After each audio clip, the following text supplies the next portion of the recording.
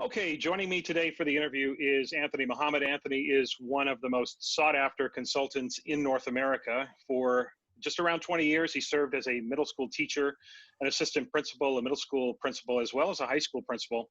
Anthony is recognized as one of the field's leading experts in the areas of school culture and organizational climate. He is a best-selling author. His latest offering, written with Luis Cruz, is called Time for Change. But most relevant to our discussion today is his overwhelmingly successful 2015 book called Overcoming the Achievement Gap Trap, within which he asserts that schools have become far too comfortable and accustomed to this notion of an achievement gap. And with all that has occurred over the summer, and I'm thinking particularly of George Floyd, Breonna Taylor, and Ahmaud Arbery, I knew I had to have Anthony on the podcast as soon as possible, and I've been really looking forward to this conversation for a very long time. So with that, I just want to say, Anthony, welcome to the podcast. Thank you so much, Tom. And for your listeners, to know how distinguished the host is, one of the world's most preeminent voices in assessment, which is a very important process in the teaching, part of the teaching and learning process. And I always tell folks, over the last 20 years, if there's been any place that we've grown significantly in education practice, it's been in assessment. We are much better at assessment now than we were 20 years ago. And the work of the host, along with others, has made a significant contribution to that. So though I appreciate your honor of me, I think I'd be remiss if I didn't let your listeners know how revered the host is. And I really honor your work. You've really help shape the narrative about assessment and grading, and really looking at the power of feedback to enhance the student learning process. So I am just as humbled to be on your show. So thank you, sir. Well, Anthony, I'm not going to stop you, but I really do appreciate it. But you know, I'm really honored to have you here, and I think that I'm really looking forward to this conversation, and I do appreciate your kind words, and certainly. Now, before we talk about education specifically, Anthony, let's start with a more generic look at society. I feel like things are different now. They're not fixed, they're not done by any stretch of the imagination, but I think they're better now in terms of the wider activism and the allyship that we are seeing around racial equity. Am I right about that, or am I just looking at things through my white middle-class lens? I think part of that is accurate, but part of that, the jury is still out. I do believe that we've reached a national and international moment of clarity, very similar to the Me Too movement. We've known about gender discrimination and women being misused and taken for granted for years. But it seems like the Me Too movement was a moment of clarity. You know, the whole issue with Bill Cosby and other celebrities, it wasn't new to us, but it seemed as if it resonated more in this last movement. And I believe that the kind of attention around abusive policing, inequality in many areas, I believe is riding in on the coattail of an international plea for equity. I mean, it's just a really basic concept that as a human being, you should be treated fairly, that you should be respected, that your boundaries should be respected, that you deserve to live a quality life. And these aren't rocket science concepts, but it seems as if there seems to be a moment of clarity that those who may have viewed this from the outside in are starting to see a little clearer that this is a problem and that it demands a broader reaction. Now, I say the jury is still out for this reason.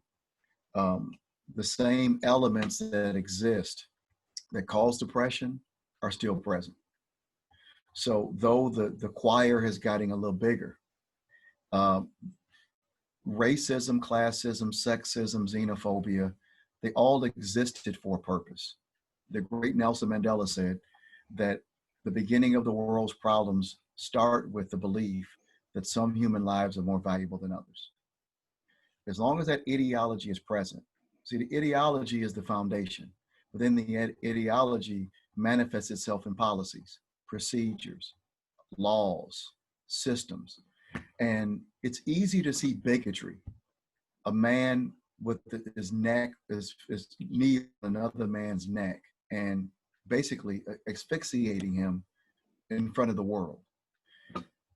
Anybody can see that and see that as inhumane. And if you have any compassion, that'll stimulate some concern.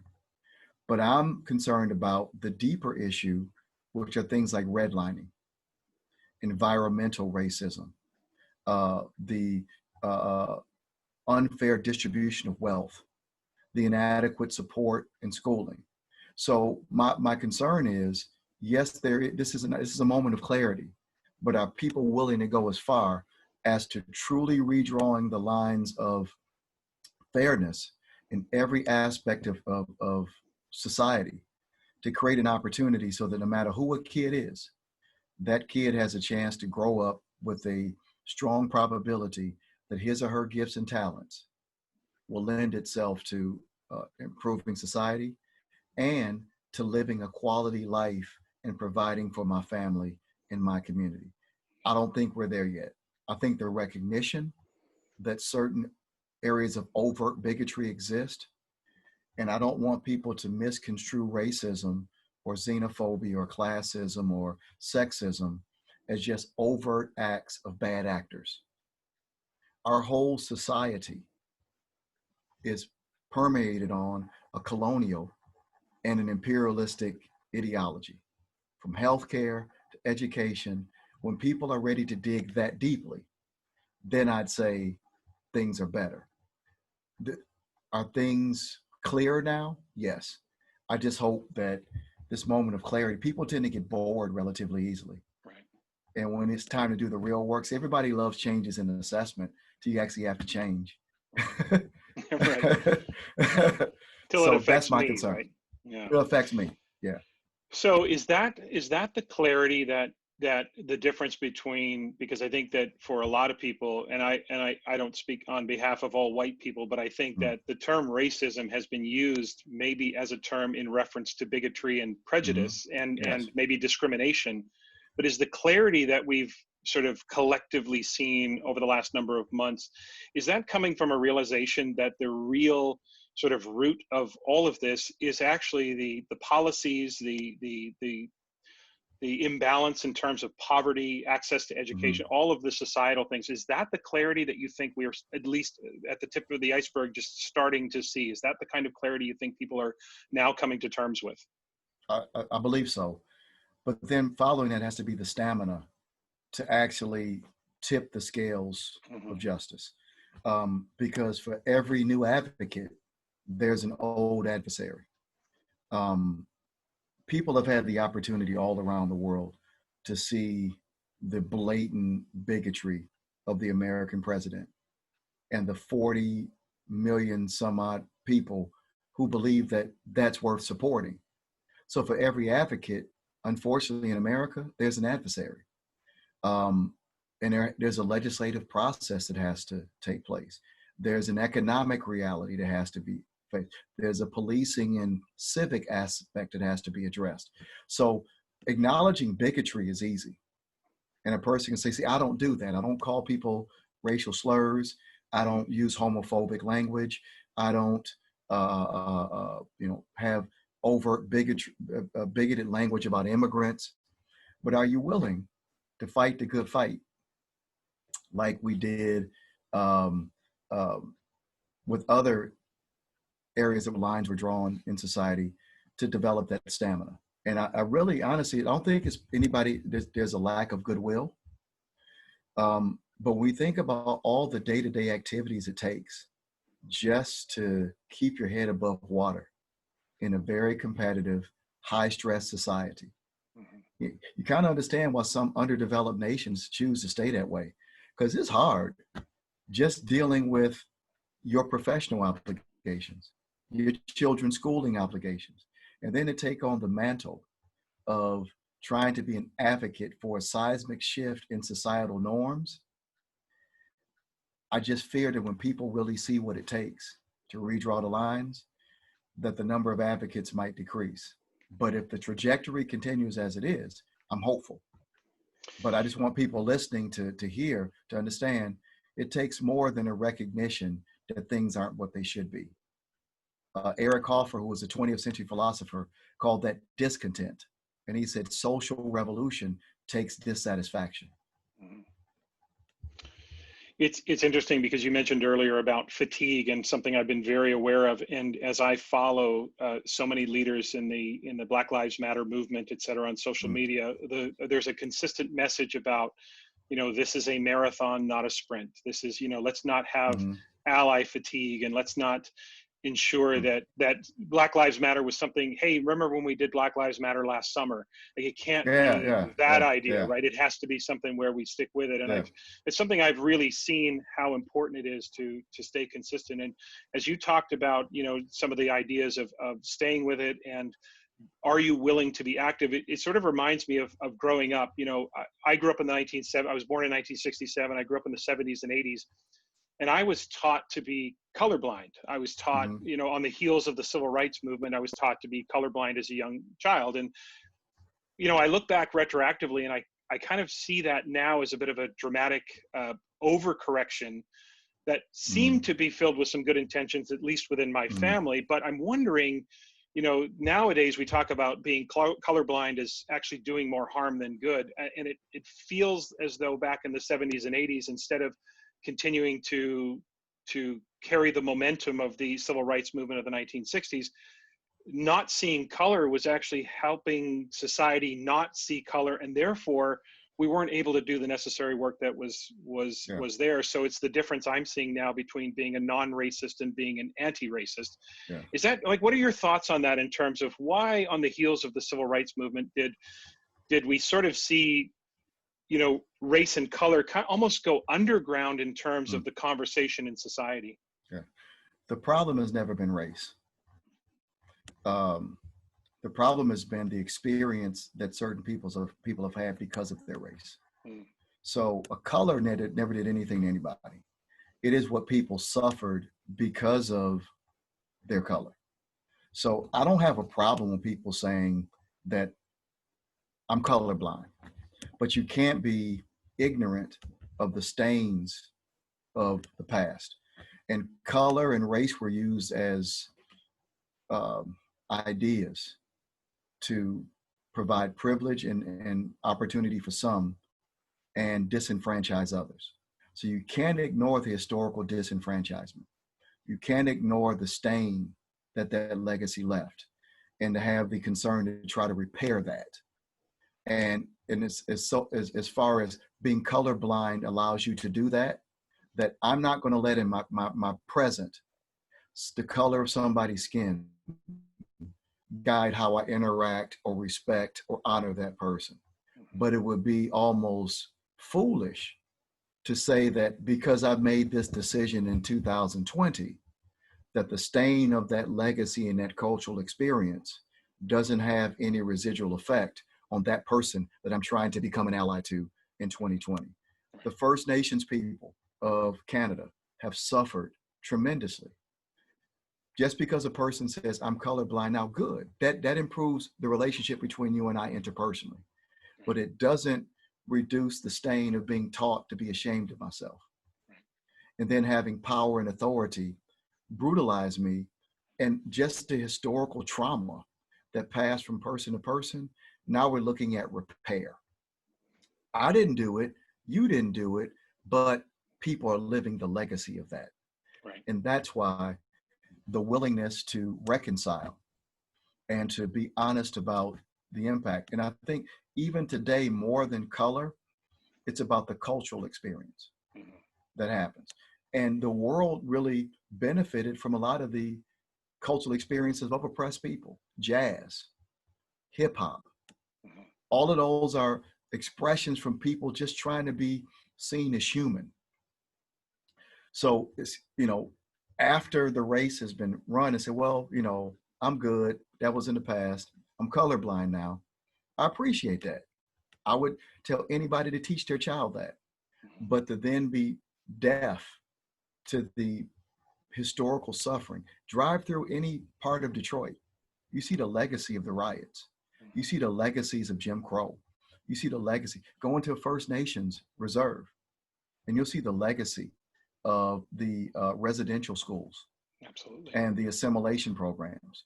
So I think it's a good first step. And I think your parents did that because they're good people, humane people, and they were trying to do what they could do at that time. Mhm. So I don't think it did damage unless it caused amnesia. That's a fair point. Yeah, and you know, you bring up the Indigenous people of Canada. I think sometimes we as Canadians collectively can look to the South Mm, and unfortunately be a little smug about mm, the fact that certain things, you know, haven't occurred here. But if that's just our own denial at times mm, about our own history and our own legacy, and I think we've got a tremendous amount of work to do here in Canada as well, to reconcile our past with our Indigenous people, mm, and certainly something we continue to explore in our schools. You know, I want to get back to the idea of why now. It's interesting because that question seems to be asked a lot. So you know, George Floyd, Breonna Taylor, Ahmaud Arbery. You go back to Michael Brown in 2014 in Ferguson, Trayvon Martin, 2012, Florida. mm, We go all the way back to Rodney King, mm, 1991, even the Watts riots of mm, 1965. mm, So here we sit in 2020, and we seem to have at least reached a moment of awareness, clarity, or a tipping point. I just mm. wonder, why now? Why do you think specifically we've reached this point in society where there seems to be I guess my perception is there's at least a critical mass of awareness and Mm. willingness to engage in the conversation. Thoughts on that? Right. I think that um, just being an American citizen and witnessing the social and political changes over the past 10 to 15, 20 years, um, the overt racist had been on a 50 plus year losing streak from Brown versus Board of Education to the Civil Rights Act to the Voting Rights Act to affirmative action to the increasing role of women in society to Black Supreme Court justices to the expansion of the Latino population in America losing the majority. And I think that the rise of Donald Trump gave people who felt as if their birthright to dominance was being challenged. And I think that many American whites of goodwill felt that just because the Kraken was not, at the bottom of the ocean, that the Kraken was gone. Donald Trump called the Kraken to the surface. And America had to deal with the underbelly that she had been trying to hide for a long time. So I think that Donald Trump's behavior, those of his followers, have been so insidious and so blatantly disrespectful that I think that it's caused people to pick sides in ways that they haven't picked sides before. I think people are realizing that without Black, brown, yellow, white, red citizens of this country, who is really a battle for the soul of the society. So I think that the olive branch has been extended in such a way that uh, this is really about the soul of the country. And I shudder, honestly, and this is something, if Donald Trump wins in 2020, the whole idea of American exceptionalism is out of the window. American respect has already been compromised. So I don't want to say that was selfish in preservation, but I think the whole idea of America as a land of opportunity and fairness and liberty and justice is at a very seminal moment, a very, very right moment right now, where I think some of the advocacy and the clarity is really just for the survival of the idea of America. That's my theory. Yeah, I haven't yeah. vetted it, just my observation. It's interesting because, you know, as an outsider, I spend a lot of time in the United States. I don't live there. I just have never seen in my now 53 years almost, I've never seen a society more polarized. And I don't, you know, personally, I Mm-hmm. don't know what the answer to that is. And I'm not even, you know, it's just a wonderment about how there can be a coming together of society. Mm. I want to one of my, I suppose one of my biggest worries, amongst one of the biggest worries I see amongst my white friends and my white Mm. colleagues, and I'm going to include myself in that, as I've gone through a tremendous amount of growth and learning over the summer and the spring, is that we don't want to get it wrong. Mm. You know, we want to be allies. So many of the conversations I have with my friends about, we want to authentically bring about change. We want to get it right. Now, you know, I'm not asking you to tell white people what to do, because I would argue we know what to do. We just Mm. need to do it. We need to do Mm. that. But I'm just wondering if you could address this notion of kind of getting it wrong in terms of you know, allyship. Like, what are white people maybe missing about allyship, or some of the heavy lifting? I think you alluded to it earlier, but let's just talk a little bit about, like, what is it that white people need to understand about allyship and Mm. some of the heavy lifting that's required for us to really authentically be a part of this movement? I think that's a great question. A very direct, simple first step. Don't make it about you. Robert DiAngelo did such a great job in the book White Fragility, Mhm. identifying how fragility and being offended, or how that becomes a huge obstacle to growth. If I'm always worrying about, am I hurting your feelings? Am I not validating or not seeing the fact that you're trying to help? Um, if a person did that in charity, they will be looked at as disingenuous. Right. If you go to a homeless shelter and make it about me, you're not praising me because I'm serving the homeless, then you say, well, you're not sincere to begin with. If it's about the homeless, make it about the homeless. So one thing, don't get your feelings hurt so easy. Mhm. It's not about you. If you want to help, then help. But we shouldn't have to every 5 minutes turn around and ask, are your feelings hurt? Did I not Right. validate you? Did I Right. not thank you? Like, Yeah. if I have to do that, then it comes off as disingenuous. Right. Um, so that's number one. And the second thing that I would add, in being an advocate, is you have to give people, you have to understand that things don't become abusive and painful overnight, and they don't get healed overnight. I like to almost look at it like an abusive spouse. Um, that spouse who's been abused has some coping mechanisms that he or she has developed over the course of that abuse. And if the spouse that was abusive says, you know what, I've changed my ways, honey, I really want to fix this relationship, then that spouse has to be as patient as that abused spouse was while he or she was going through that abuse. Mhm. So there are coping mechanisms that abused communities have developed that we just have to be patient through, because people believe what you do more than what you say. And how many abusive spouses have told their husbands have told their spouses, I'm different now, honey. Mhm. And they've heard that before. And it takes a while where your good deeds have to now outweigh your bad deeds. And we're not even close to that yet. That's why I think that South Africa, though they're very imperfect, with the Truth and Reconciliation, at least started on the right foot. Listening, trying to understand, not taking it personal, and really trying to reconcile. Reconciliation and atonement are very profound processes. It's not an apology. Reconciliation means we want to make it right. Mhm. And if you want to make it right, your perspective has to be, I care about this person who was misused so much that I'm willing to do whatever it takes to redraw the lines. If it takes being patient, if it takes being lashed out at, if it takes giving up some of my pie so that you have some pie too, the willingness to do that shows that a person is genuine. And if you know any of the research on abuse, that healing is a process. So now imagine 400 years of abuse. Right. Then one day you wake up and say, you know what? I don't want to be abusive anymore. Okay, we'll see. And the pessimism, the reluctance are a natural part of the healing process. And that's why the first question about stamina was so Mhm. important. Don't get Mhm. tired. Don't take it personally.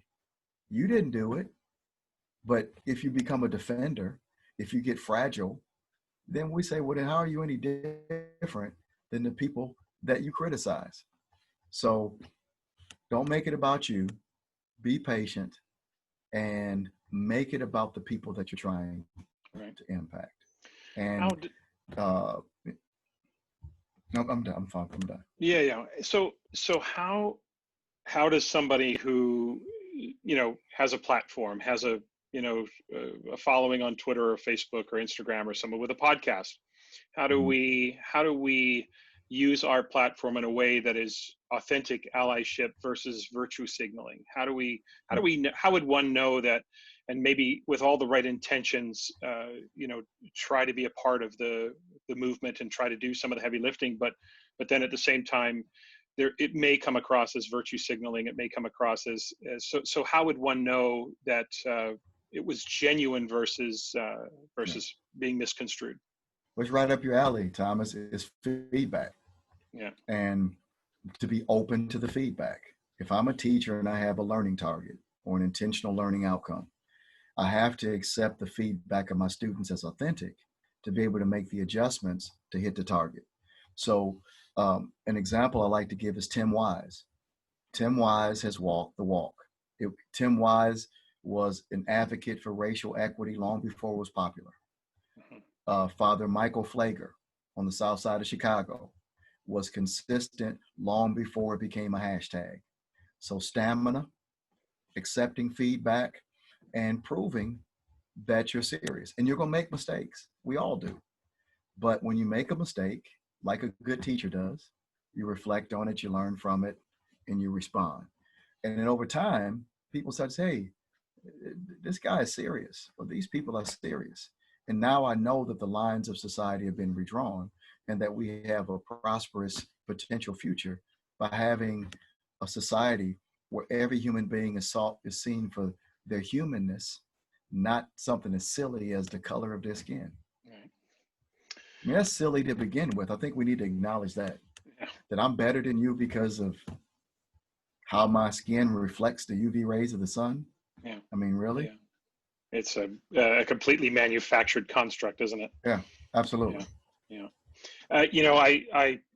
We haven't even got to schools yet, but I feel like we could talk about this all day. But I do want to shift to talking specifically about schools and just really focused on the work. I just absolutely loved the book Overcoming the Achievement Trap Gap. Or gap trap, I should say.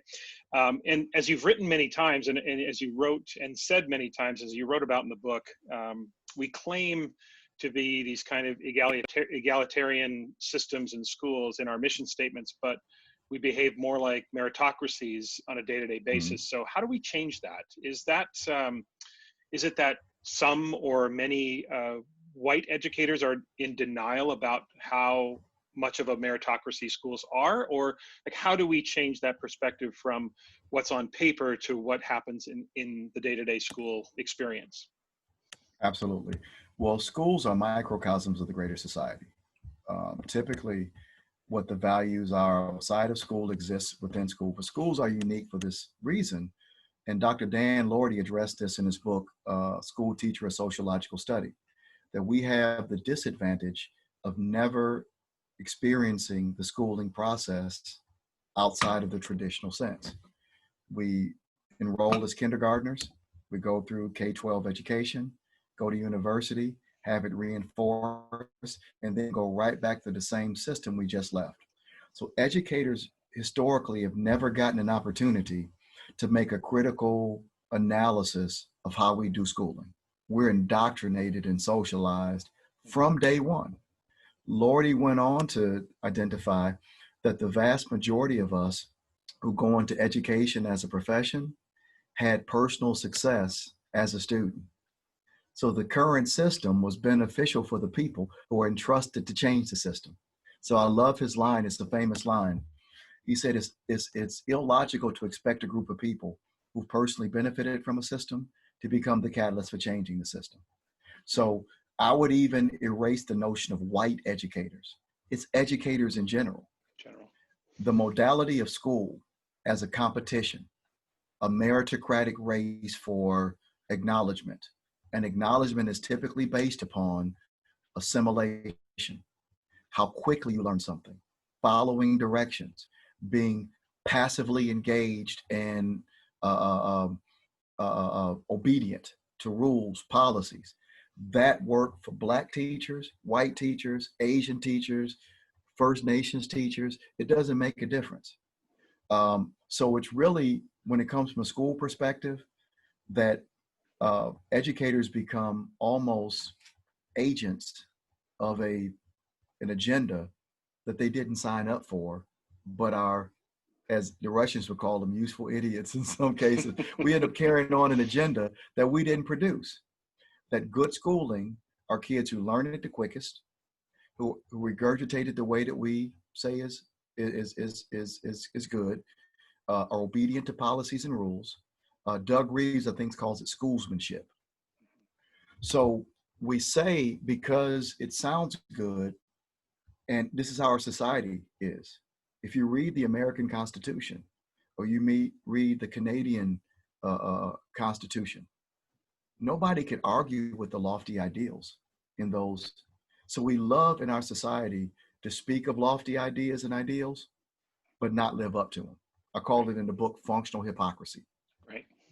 Because if we were actually to live up to it, we'd have to acknowledge some very unpleasant realities. Liberty and justice for all, and the preamble to the American or the Declaration of Independence, that all men and women are created equal, or just all men are created equal. At the same time, women were marginalized, and people and Native Americans were being slaughtered, and descendants of Africans were being enslaved. They had the nerve to say that. Well, I'm not just throwing off on the framers of the American Constitution. Schools do the same thing. We want every child to be a lifelong learner in a world of rainbows and unicorns and Skittles. But the way that we start to address that is that we have to do what Jim Collins said. We have to seek and confront the brutal realities, the brutal facts. I don't think most people would. Most people would disagree that those ideas are ethical ideas. A good leader would make people confront the reality. Are we actually living what we say? So my argument is, we live in that comfortable neutral zone between who we say we are, we want to be, and who we really are. So one of my main points in chapter 1 of the book, The Overcoming the Achievement Gap Trap, either live up to it or stop saying it. Right. It's interesting over the years how many people, look at that mission statement work, or the constitutions, if you will, that we create for our schools. And when it's finished and it sounds great, it just gets tucked away, or it's a nice placard on the wall. But are we actually living that mission? Do you think we're any closer, though, in 2020? Do you think you wrote about the idea of the difference between the philosophical commitment to equity and the practical commitment to equity? Do you think we're any closer in 2020 to aligning those two? Is there reason for hope in 2020 that we are getting closer to aligning those two ideas? Yes and no. Okay. In the greater society, I would say no. The greater school, because I said the ideology of white supremacy permeates every institution in the post-colonial world. And the American policy, No Child Left Behind, which is followed by every Student Succeeds Act, really in its inception was the redistribution of real estate wealth in a form of covert resegregation. Testing schools on one standardized test, which favor those who have been socialized in academic English, who've been exposed to certain opportunities from one cultural lens, and basing a school's worth on one standardized test scores, and assigning so many privileges and sanctions associated with how a school performs. It has decimated certain communities. Yeah. Flight, the loss of real estate value and community wealth shifted to certain centers. The American Educational Research Association called No Child Left Behind a sophisticated form of Jim Crow. Wow. You just can't use the dog whistle today of white and colored, but you can say an A school, a B school, a C, and we have a profile of what those schools are like, and the assessment was fixed for certain students to do well on that. So in that vantage point, with the residual effect of those types of very damaging policies, we're seeing inner city schools at a third their capacity, struggling to even staff their schools with certified teachers. We have a tremendous teacher shortage in the United States. And guess which districts are bearing the brunt of the teacher shortage? I'm working with districts time right now with 40, 50% long-term subs. Wow. Because of the decimation of the flight of students and the effect of the negative effect on real estate values, which had an impact on their school funding. Money follows students. So when you lose students, you lose funding.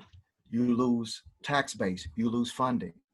So I'm seeing a lot of sincere people who want to do the right things, who systemically, their cupboards have been raided and they're dealing with bare bones. Yeah.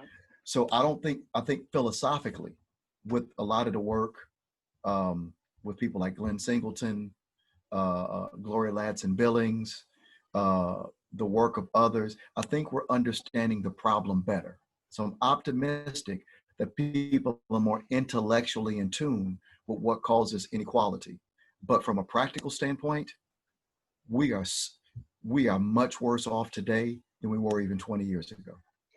I think about some of the things that principals I work with have to deal with that I wasn't dealing with in the same types of communities 15, 20 years ago. And my heart breaks for them. They want to do the right things, but their cupboards are bare. It's always interesting when you look at the way that policies are framed. They're always framed in ways that are on the surface inarguable, right? You talk about No Child Left Behind. Who can argue with that conceptually? Yeah. The idea of school choice, it sounds on the surface like, empowerment of parents, et cetera, but you start to look deeper into some of those policies and you start to recognize the underbelly, if you will, of some of those practices and some of those policies and that it reveals.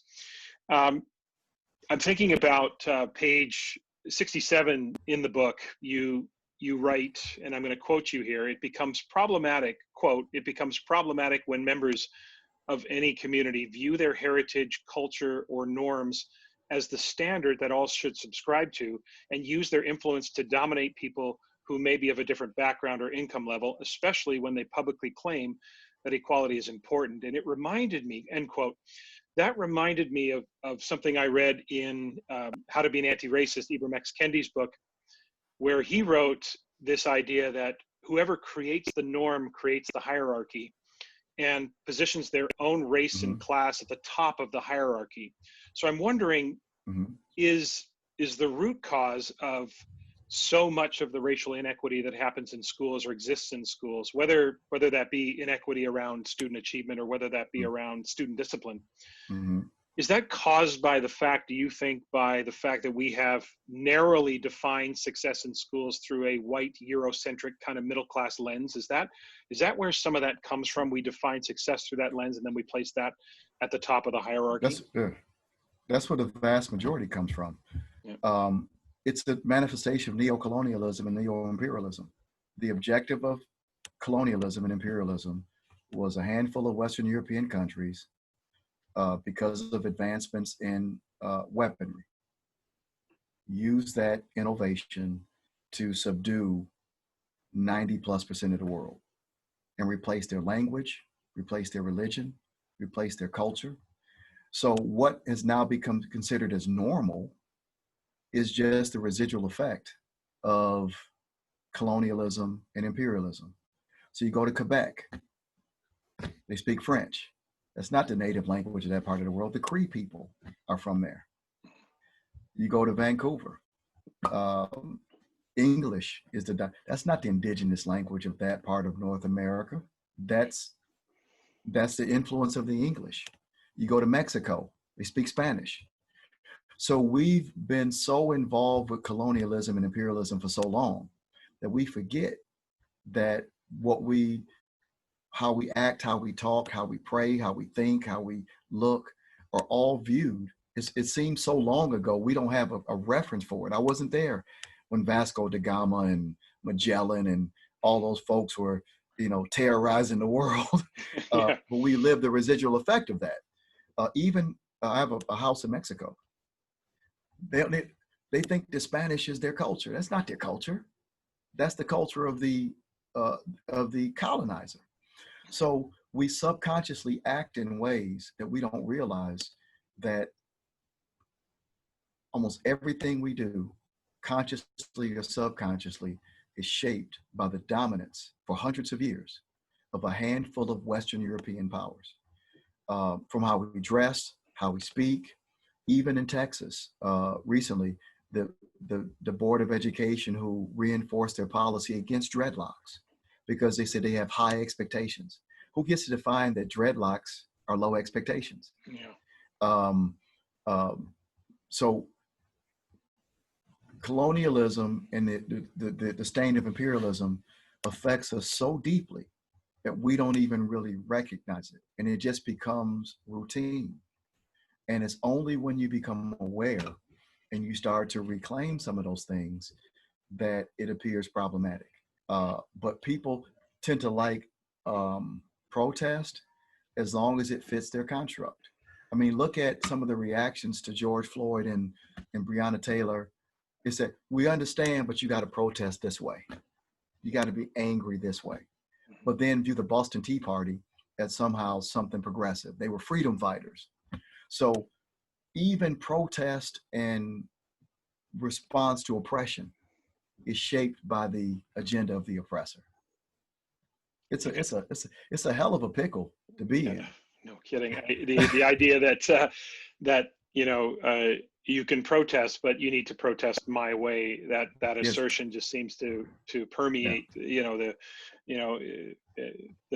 ethos of our society, which we don't like the way you're protesting, and therefore it discredits the movement. It doesn't, but I mean, I think that's the viewpoint. I'm interested in. Yeah, go ahead. Yeah, of course. But then the people who tend to speak for the dominant part of society, they don't take on that same ideology, and they don't even accept any critique. When George W. Bush, in his response to 9/11, said, we're going to preeminently strike this axis of evil, that was okay. Because this is, you mess with me and you don't mess with me.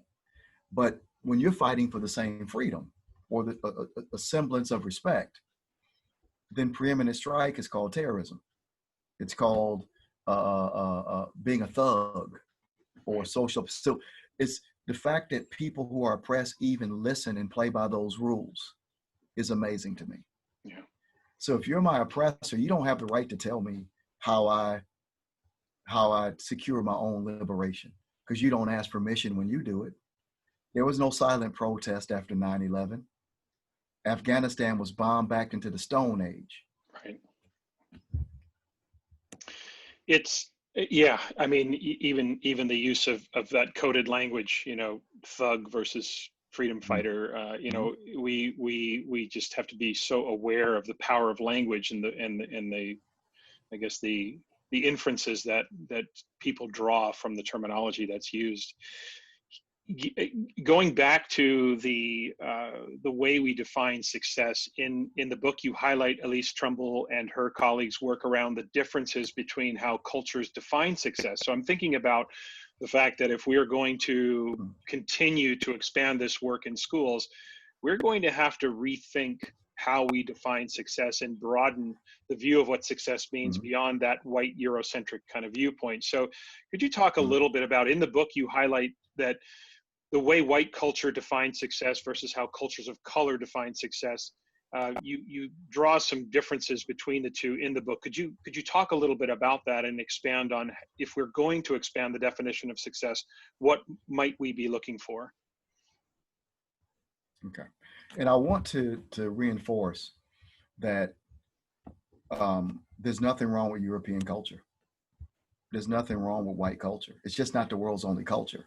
Right. So when you look at success through a monolithic lens, it's not an either or proposition. Mm-hmm. There are things that communities of color can learn from white society, European society. And some of the things that they value that tend to translate into school are individual accomplishment. It's a very European, that my personal success is my definition of purpose. Also, in the same resource or reference, she made a lot of parallels to East Asian culture. And one of the reasons that East Asian immigrants tend to have success in Western schools and Western culture, because a lot of their core values are similar. Individual success in European culture is more important than collective success. In a lot of communities, tropical communities in particular, group success is more important than individual success.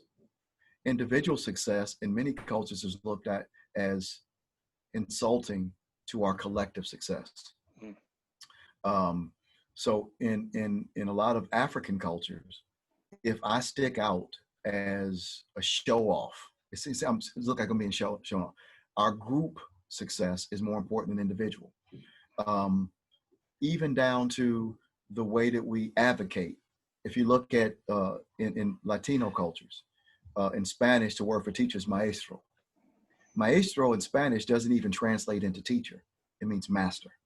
It means there's a deep respect for the person delivering. So they surrender to their tutelage. Well, in European culture, advocacy and lobbying for an advantage for your child is considered being a good parent. I want to make sure my child gets into the advanced placement courses. I'm going to talk to the superintendent. I'm going to meet with the director. In Latino culture, to even question the authority or the direction of the maestro or the maestra is considered disrespectful. If you go to a lot of Southwestern states in the United States, the hands-off approach that a lot of Latino parents take, they'll say, well, they don't care about education. Through their cultural lens, the fact that they give you their child and they tell their child to follow you, obey you, in their culture is the deepest level of respect. We're accustomed to the helicopter or the tiger mom who's at the school advocating for their child to get the advantage, where in Latino culture, that's considered supremely disrespectful and it is considered unethical to do so. So I just tried to, in that chapter, so that when other cultural behavior becomes apparent and it's different, don't assume that it's bad. It's just different. Right. And don't assume that people don't care because their view of success or social norms are different. It's so often we try to, when I look back at my own, experience in history as an administrator, I'm sure I can't point to a specific time, but I'm sure there was a time where I interpreted, parental behavior, for example, through that lens, which, I defined what they were doing through my lens, not through being culturally understanding of and responsive to where they were coming from in terms of that sort of deferential attitude toward the school versus, why aren't they more involved, or why aren't they? Because you're right, we become accustomed to the pounding on the desks and the demands that may come to us. And one other area I wanted to just highlight real quick, that is huge for teachers. Passive engagement in the learning process is a very European concept. You listen, you memorize, or you learn, and then you explain what you learned. A lot of that is developed in a lot of the social norms of Europe, like the Catholic Church. Impromptu engagement is not encouraged.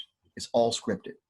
You go to the opera, impromptu applause in the opera is highly frowned upon. The orchestra.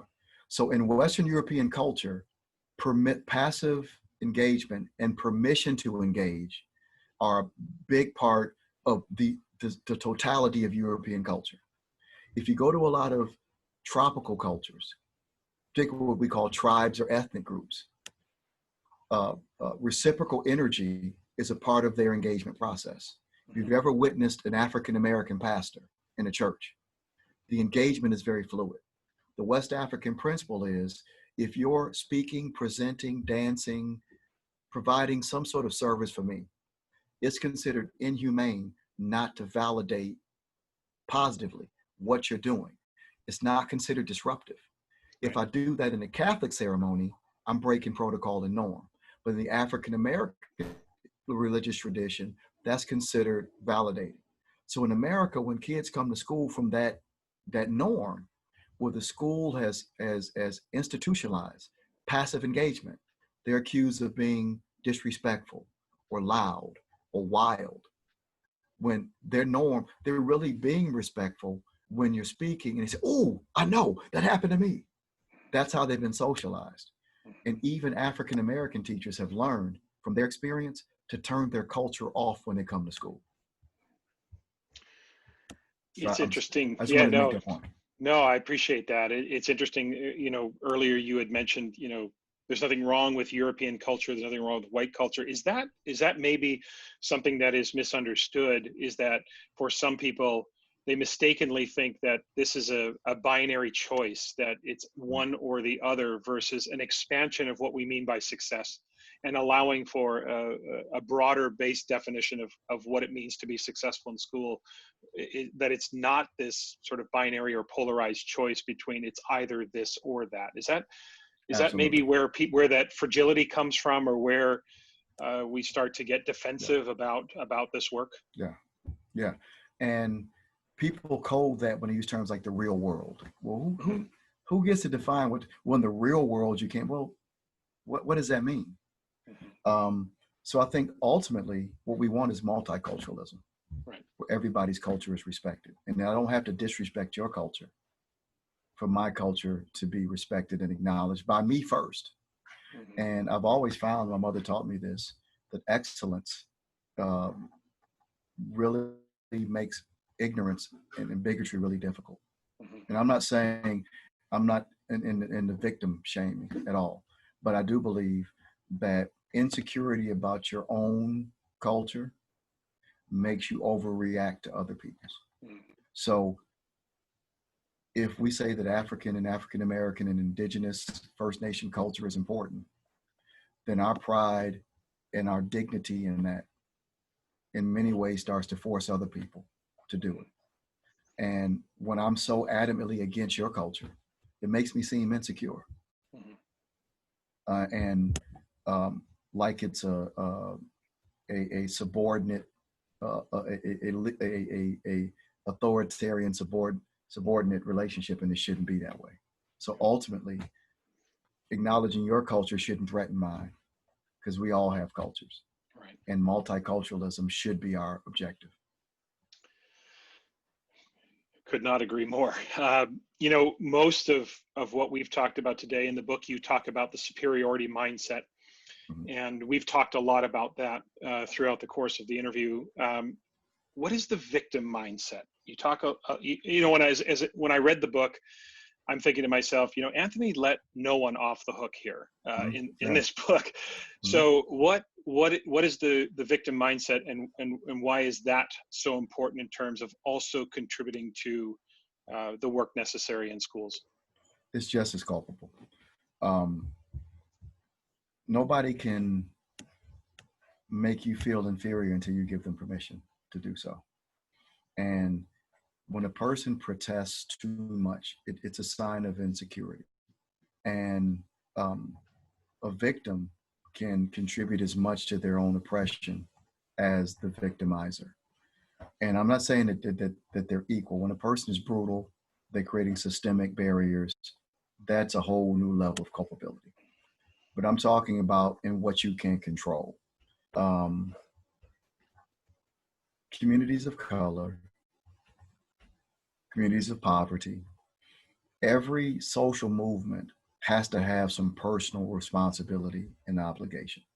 You can't expect more from others than you expect from yourself. So I think a lot of the movements of the 1960s, the Black Panthers, the United protesting that they never thought about what would happen if things actually changed. South Africa experienced a lot of that. They spent so much time protesting apartheid that when they came into power, they had a difficult time governing. Yeah. So the purpose of protest is that I know that I'm valuable, we're valuable, and we want our place in the sun. My concern, Tom, is that protesting, and particularly on racism and other isms, has become its own cottage industry. Mm. I spoke at a symposium in California on equity, and I told them, this is my third time here. Don't invite me back. Either we're going to do something about it or quit talking about it. And Stokely Carmichael, the late leader of the Black Power movement, said it best. If you want to lynch me, shame on you. If you have the power to lynch me, shame on me. If we're really talking about equity and we're really talking about equality, why would I ever feel like I'm subservient or less than anybody else? I call them in transforming school culture dangerous synonyms. I hear these synonyms used almost as much in schools of color as I do in white schools. I hear things like this. Well, you know, Dr. Mohammed, we're a Title I school. For those Canadian listeners, that means there's a poverty level greater than 37%. So they use poverty as a shield for expectations. Right. Well, you know, we have the highest minority population. So you're a person of color being a minority synonymous with low expectations. Nobody should be raising expectations higher for children of color than educators of color, communities of color. If the people in the state capitol want more for you than you do, not shame on them, shame on us. I brought my children into the world.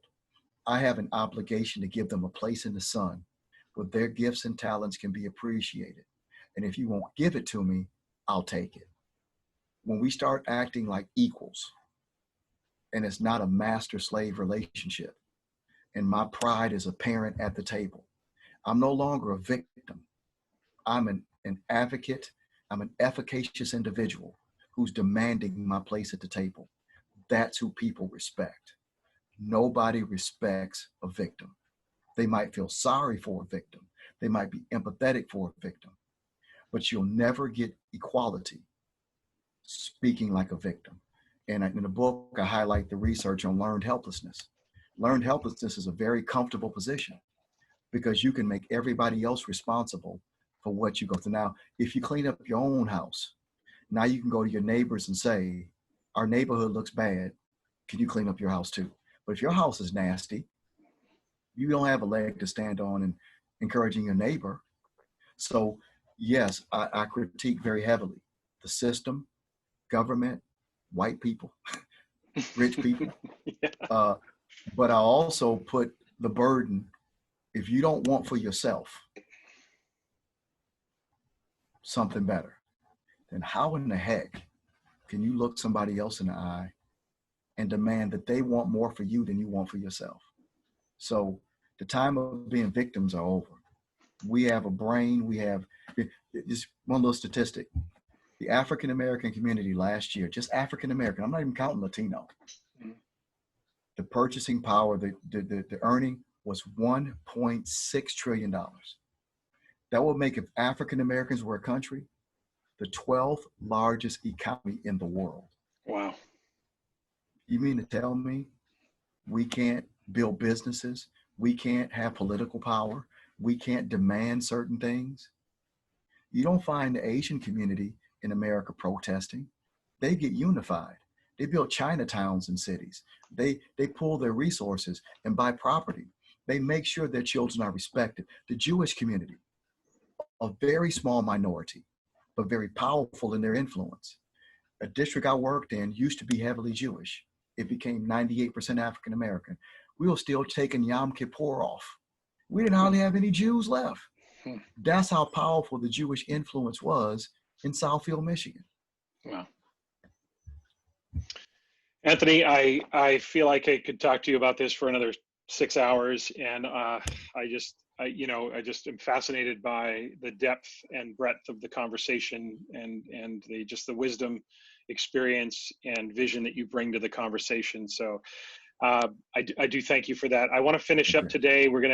This has been a heavy conversation, and I do appreciate it. We're gonna lighten some things up a little bit here.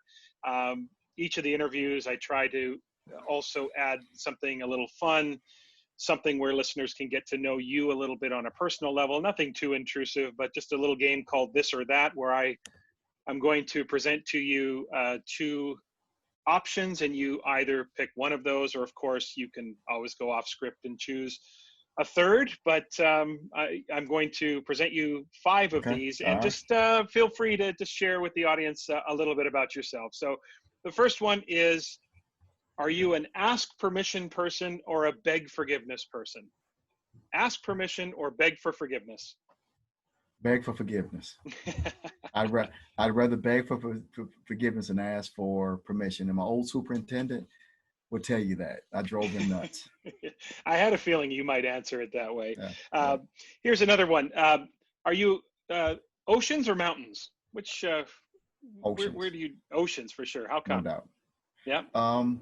The calming effect of the vastness of the ocean. One of my objectives when I started to be self-employed is I wanted to get an oceanfront property. That was kind of one of my big, hairy, audacious goals. Mm-hmm. And finally able to do that on the Pacific Ocean in Mexico. And it's my place of refuge. Wonderful. So I appreciate the mountains, but the ocean is my calming spot. Yeah. I feel you on that one. Growing up on the West Coast, for me, I always feel comfortable when I know the ocean is nearby, for sure. Yeah. Are you a morning person or a night owl? Neither. Neither. In the middle of the day. Okay. 10 to 2. 10 a.m. to 2 p.m. Yeah. All my books, anybody's listening has ever read any of my books, they were all written between 10 a.m. and 2 p.m. That's before and after that, I'm just faking it. Yeah. That's interesting. I've been a morning person for a long time, and certainly, again, living on the West Coast, a lot of the action and emails come in very early in the morning. So by 2 o'clock in the afternoon, I don't hear from anybody. TV series or movies? Are you a TV series guy or a movie guy? I'd have to say TV series more. I like both. Okay. But I appreciate a good series. Any favorites you got going on right now? Into Absentia on Prime Video. Okay. That's really, I was a big fan of the shows of Power. I was a big Power fan. I love Sneaky Pete. Used to be on. So I like series that have a lot of irony involved. That you can't. It's smart. You don't see what's coming. There's always a big surprise. So I'm more of a series, but I love the series The Shy on Showtime. It's one of my favorite shows. So I like movies, but I appreciate a good series a little more. Yeah, it seems like a series you get more in depth and follow the characters a little bit more. Okay, go ahead. There's some anticipation too, because you always wonder what the next show is going to be. Right. Yeah. I suppose binge watching has kind of taken that away a little bit. I remember back in the day where we used to have to wait a week and we had appointment viewing and all of that. But one final choice here: Michigan or Ohio State? I had to do it.